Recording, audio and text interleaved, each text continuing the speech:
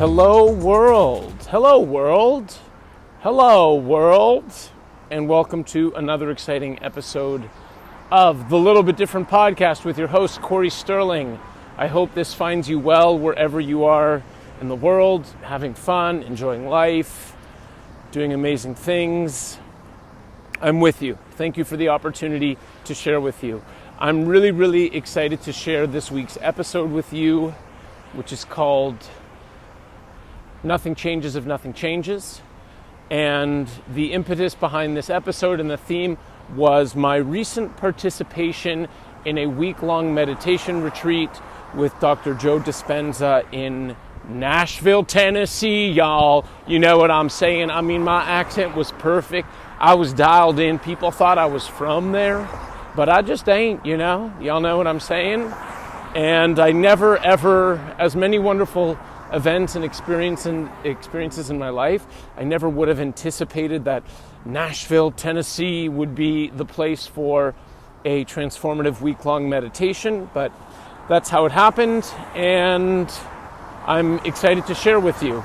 So before I jump into Nothing Changes If Nothing Changes and what I learned over the course of this week, I do just want to take a moment to emphasize and really share the importance of these types of experiences.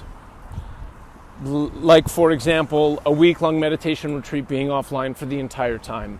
When I look back at all of the key pieces in my personal development and my growth, a lot of the times, the spikes between the ups and downs, the spike ups, usually will come following some form of intensive study or retreat or time offline or dedicated activity to something. So the reason why I take a moment to share that is because I want you, the beloved listener, to be inspired and feel and be open to any form of calling that might come to you. For example, you're listening to this and someone invited you to go on a retreat or study this new topic or learn this or do something different and new outside of your normal perspective. I'm part of why I'm making this episode is that when you hear that, maybe you'll think twice, because when I reflect on my own life and some of the things that I've done, like living in an ashram in India, like climbing mountains all over the world, like doing a Pilates and yoga teacher trainings, like learning different languages, like doing meditation retreats, like participating in an ayahuasca experience, when I think about all of those things, it was a very short period of time, and the return on investment is very high, in the sense that in a span of, like this past experience, in the span of 7 days of being offline, committing my life to a new practice, the transformation is incredible. So with that, I'm going to dive into Nothing Changes If Nothing Changes. Well, the term nothing changes, or the expression nothing changes if nothing changes, is something that deeply resonated with me when I heard it on a clip of Theo Von, who's one of my favorite comedians. There's just a clip of him on YouTube talking about how nothing changes if nothing changes. And it's a very simple expression, but I actually found it to be quite profound and deep. And when I booked my participation in the week-long meditation retreat, it was a very long time ago, because Dr. Joe Dispenza, most of his retreats or courses sell out very far in advance. So I randomly just booked Nashville and I said, okay, I'll be there. I think it was 6 months ago. But one thing that I realized when I heard the words nothing changes, I was sort of thinking about my life, being single and not being in a relationship for so long. And when I heard those words, what really resonated with me is that if I keep doing things the same way that I'm doing things, it's most likely there won't be a significant change to what I want. And I love being single. I love single life. I've had a lot of fun with it. I'm very comfortable with it. I've built a lot of really wonderful lifestyle aspects and everything. But as I'm inching closer towards turning 40, I think there's innately something inside of me that is thinking about procreation. These are the first times I've said these words out loud. But what I realized is, okay, if this is something that is important to me and something that I do want to create in the future, there are some behaviors of mine that I'll need to change, because if I just keep doing everything the way that I have always done it, probably I'm just going to get the same result. So hands up if that makes sense. Obviously, I'm sharing specific examples about me in my life, and probably there's something in your life that resonates as well. A change that you want to make, something that you want to do, and maybe you realize, maybe you don't, and maybe you feel differently, but if you just do things the same way that you've always been doing things, you're just going to get the same result. Now, one thing that I loved about Dr. Joe's retreat and why I was drawn to it and a lot of his work is he's very much about forgetting yourself. So forgetting the person that you used to be, how you used to do things, what you're comfortable doing, everything related to that. And I really went into the retreat with the intention of forgetting myself, which is, wow, it's a different and a unique intention, and there aren't a lot of times that I have done something in my life where my intention was to, I would say, deconstruct who I am and how I see myself, and then decide the best pieces that I want to take with me and continue moving forward with. And one of the biggest components to this for me was during this time I was completely offline. So no emails, no messages, no meetings, no work, nothing. I called my mom, I gave her the hotel room number, and I said, if anything happens, leave a message at the front desk and they'll let me know. But other than that, I was really, really gone. And this was it was so powerful, because even though I am not so participatory in all of the different social medias and emails and messages, and I'm not really great with it, and I don't spend so much time with it, even still I find that it is a big part of my life, and also just it takes up a lot of mental energy, always sending messages and all these sorts of things. And so in this whole idea of forgetting who you are and acknowledging the stories you tell yourself about the story of your life, in one of the first introductory sessions, he shared a statistic with us that 90% of the thoughts you think today, you also thought yesterday. And that's really, really big. And so a lot of the work is about routines, noticing routines and habits in your life, and how every day you're sort of just making the same decisions, and you're just living, you may not be living as the person who you really want to be, but you're living as the person who you're used to being. And it was a really, really profound shift and a way to look at things that I hadn't really done that as well. I'd participated in something called Landmark in the Landmark Forum, which was the first time that I was introduced to this idea of the stories we have in our lives, like, i.e., I have bad hamstrings. That's a story. Or I can't cry. That's a story. Or I don't have patience. That's a story. So I've deconstructed stories before, but never before have I gone to such an extreme point of really forgetting everything who I am, like forgetting that I'm a lawyer, forgetting that I'm Canadian, forgetting that I'm Jewish, just really, really, really going all into the opportunity of this work and being very, very intentional in forgetting so much of myself. And I would say the biggest factor in all of that was being offline and just being in a room with 2,000 strangers. Because it was like a blank slate, no one knew me, I didn't have to talk to anyone about anything. There were no reminders of everything of who Corey Sterling is up to that particular point.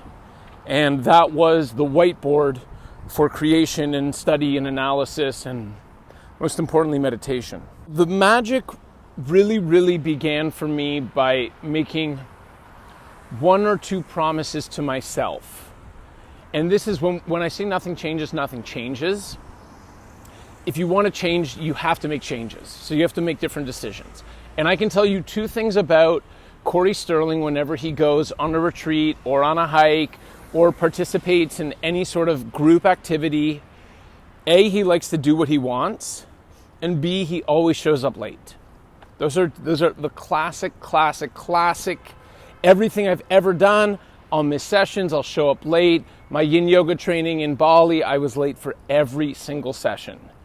And that's cool because in my, whatever, that's me showing up late and preferring to not rush and whatever other stories I've got going on.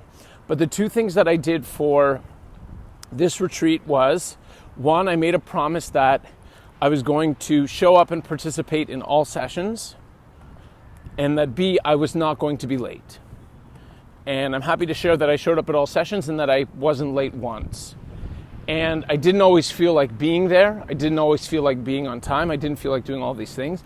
But this was a really, really small change that I was able to make that had profound impact and change. Because this was an example of something that the old version of myself would always do something in a particular way because that's who I am, and for whatever reasons I've decided to do that. And now suddenly I was a person who could show up to everything on time and who'd participate in all sessions. I will say that two of the sessions that changed me the most and were the most spiritually inspirational were two that that another version of myself would have missed. That I just would have been like, okay, I'm over it. I'm done. I don't need this. I've already meditated for 7 hours today. I don't need to show up to this one. And for me, it was really, really beautiful. And it was an example of a really, really small change that I was able to make. And that in making that change, it opened up so many possibilities for me.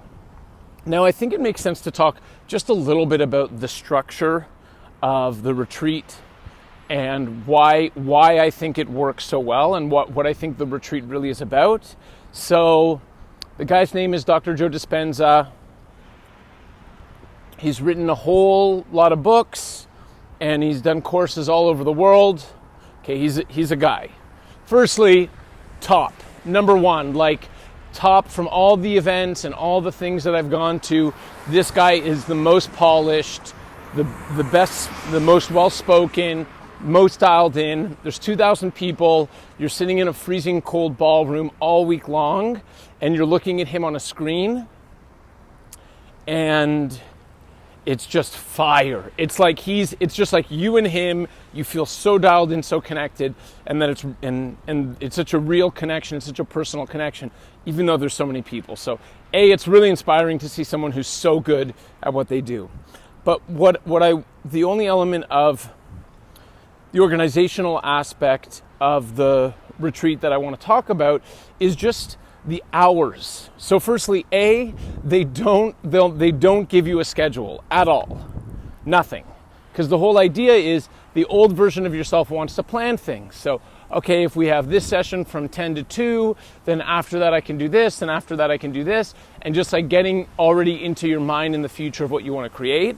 So they don't tell you anything of what time anything's going to happen at all. You just, whenever you finish a session, they'll say, okay, the next session starts at this time. They don't tell you what you're doing, when, where, who, how, nothing. The other thing that I really, really love about it is that they really changed the hours up and sort of made it like difficult and challenging. So there was one morning where we woke up at 3:30, and there was a 5-hour meditation that started at 4 a.m. There were other meditations that we would start at 5, 5:30, 6, 6:30. It was sort of just like always changing. But what I realized, what the actual work of the retreat was not the substantive content of these meditations, but it was actually the act of being able to say you're going to do something and be able to do it and sit through all of it. So to me, the benefit of the work and what I really took from it is realizing that, okay, I can go on a retreat thinking it's going to be super relaxed and chilled and I'll be comfortable. And that, in fact, on day 2, we're getting up at 5 in the morning to go meditate for 2 hours at 5:30 a.m. And that I can make it and persist through all of the challenges and all of the reasons and things that would make me want to stop. at that particular time. That's really the core of what I took away from the experience. What the experience taught me is that you actually change as a person when you show up and you're able to do these challenging things, or things that are outside of your comfort zone, or things that you don't think that you're able to do. Because the truth is, if I knew if they posted the itinerary for the retreat, I probably wouldn't have gone. Seeing a 3 a.m., a 3:30 a.m. meditation on it, I'd probably be like, no, I'm taking vacation, I'm taking a break. But obviously in the end, what takes place by virtue of it is you're able to go through it, you're able to persist, you're able to make it, and you realize that the change that actually took place was not learning the breathing techniques and not learning the meditations and not setting intentions and it was all of that stuff, but the primary thing that I took from it was, holy smokes, like even though I can be super tired, I can still set an alarm for 3:30, get up and meditate for 2 hours on my meditation seat and not move and be still for 2 hours and feel amazing about it. And that really was, to me, what the crux of the work was and is. And now I think it makes sense to share a little bit about what I learned through going through this process.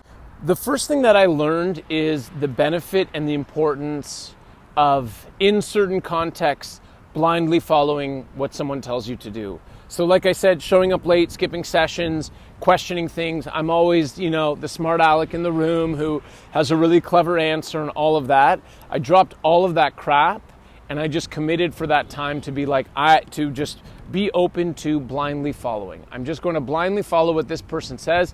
I trust this person. I trust what they created. I trust the space that I'm in. I feel comfortable here. I feel like what I'm learning aligns with who I want to become. And so I'm totally for it. And the second thing that I learned really was how to overcome my body. So you do, oh my gosh, how many do you do? I know that we meditate for more than 35 hours, and I can tell you this, you don't always feel like sitting, but the first meditation was the most difficult, and the second meditation was the second most difficult, and after that everything was much, much easier. And it was in those moments where, and before, in the first 2 days, he's always saying to us, I'm going to challenge you guys, I'm going to stretch you, I'm going to make you question things, it's going to be really, really difficult. And it's sort of like you just need 2 days to get back to a point where you are able to give instruction to your body that your body has to follow. So what happened in those first 2 meditations, and to me, most of the work work in the sense of challenging work took place in those first 2 days. And the work was, I was sitting in meditation, and I really wanted to move. I really, really, really wanted to move. I was ready to move. I wanted to move. I was done sitting there. I was like, okay, cool. I've done this for a little bit. I've meditated before. Awesome. I get it. I'm ready to move. But I let my mind be in the driver's seat, and I just said, I'm not moving. No matter what happens, I'm not moving from this particular position. It reminded me of my time in Vipassana. And I was really, really strict about it and really determined. And I was able to make it through those meditations. And what you realize is that sensations of pain come to your body, and then sensations of pain leave your body. And you're not moving. It's just your body wanting to be the dictator of how you're going to feel and what you're going to do and what actions you take. And then it's really empowering your mind to be able to control the situation, to breathe into the situation, to make a decision, and to stick with that decision.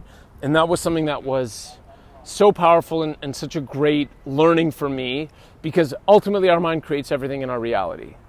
And what took place for me during the time of the retreat was really this, like I've said, a real forgetting of who I am, breaking all of my normal habits and patterns. As an example, anyone who knows me knows every morning I wake up, I drink yerba mate. I wake up, I listen to Esther Hicks. I wake up, I journal. I wake up, I meditate. That's something that I've been doing all of those things for a really, really long time.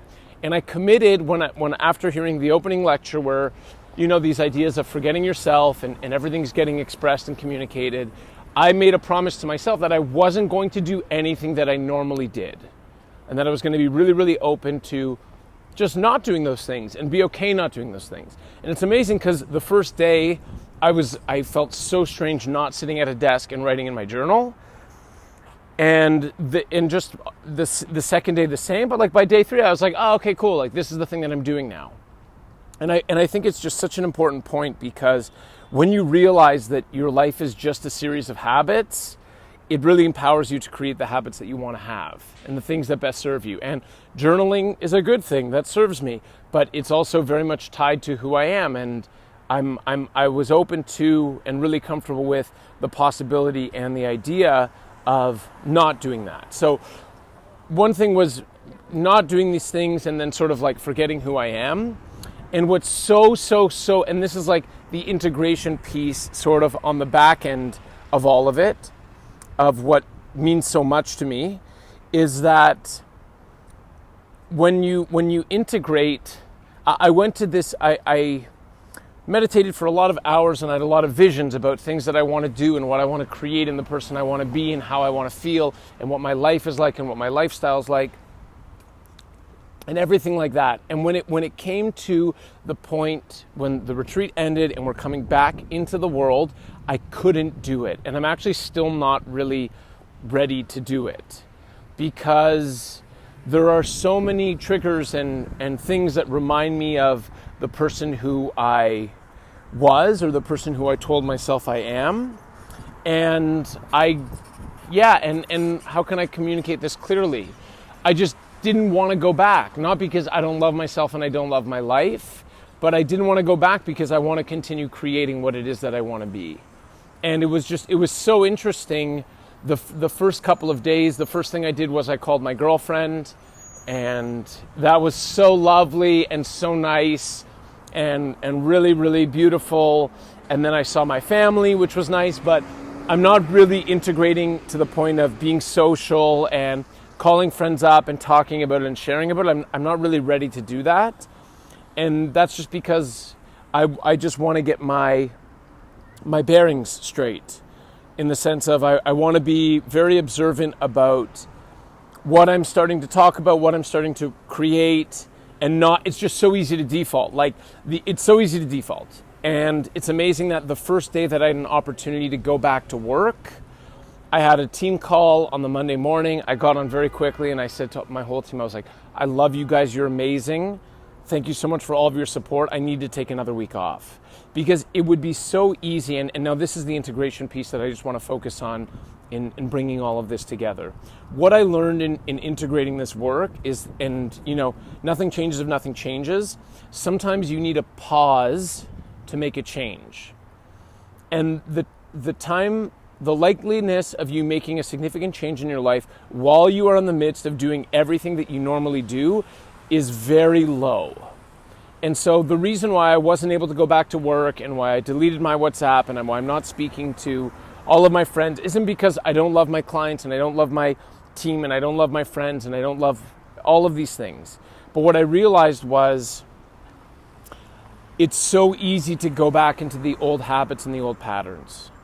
And so what I've been doing is I've been very gracious with myself in giving myself time, just giving myself time to integrate, time to come back, and not rushing in. Because if I think just with my business, it would be so easy to go back and to do all of the things that in the way that I've always done them before. I don't know if that makes sense, but for me it makes perfect sense. I could just see myself going back and being like, okay, well, how about this. And then I was like, no, I'm just going to stay away a little bit longer. And when I come back, I'm going to come back really intentionally and in alignment and in vision with the things that I want to create and that I've wanted to create with the business. And that's what my integration process has been like. Like, I still haven't really figured it out in the sense of, okay, what exactly am I going to do and how am I going to do all of it? But what I have figured out is that sometimes if you're not sure and you're recreating yourself, it's okay to not know and to not do things. Like, it's okay to take a pause for a couple of extra days to figure things out. So the last little bit of this, just as I wrap it up, I want to talk a little bit about some of the fun, crazy trips that I went through while meditating. And there's a whole highlight reel. Wow. There's a whole highlight reel. I'm a little bit apprehensive to introduce it just because it'll sound so bizarre and a little bit crazy, but that's okay. I will say that all of this was done naturally, in the sense that all I was doing was breathing and meditating. Dr. Joe has a whole idea that the whole pharmacy that we need for our lives to feel, to have psychedelic experiences and to heal ourselves, everything comes from within us. So there were no substances. I was zero substances, only breathing meditation. Okay, I'll just do a quick top 3. Number 3 is that I saw that I was a star. So I realized that I was brought into Earth. I don't even know if I would say I was brought into Earth, but I came to be, or I suppose the story of my being is just that my essence is that of a star. And it came to me in a really cool vision where I saw the sky above and I saw myself as a bright shining star. I saw myself coming down and being conceived, and then I saw myself with my last breath, and I saw myself going back to the sky as a star. And as we were doing that meditation when we were outside, it was such a powerful experience. And your eyes are closed for 2 hours or so, and then when I opened my eyes, just right on top of me was like a beautiful bright shining star, and my whole body was covered in goosebumps because it was such a special and powerful feeling. Another amazing meditation and experience I had was I got to visit with all of my grandparents, my 4 grandparents, all of whom have passed away. And it was a really beautiful and loving experience where I could see their images and their light standing over me. And I was a baby, and I was wrapped in a small little blanket, and I could see the 4 of them looking over me in a really, really loving and beautiful fashion, which was so amazing. And the other highlight of a meditation experience I had was really, for the first time in meditation, really becoming nothing. Really, really becoming nothing and melting into nothing and just being nothing, and sort of ego death and pure consciousness at the same time.